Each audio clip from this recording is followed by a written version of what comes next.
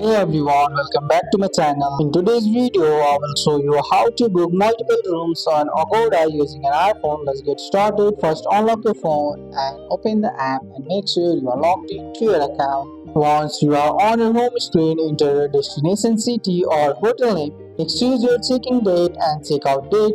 Now tap on guest and rooms. Here you will see options for rooms, adults and children. To book multiple rooms, tap on the plus button next to the room.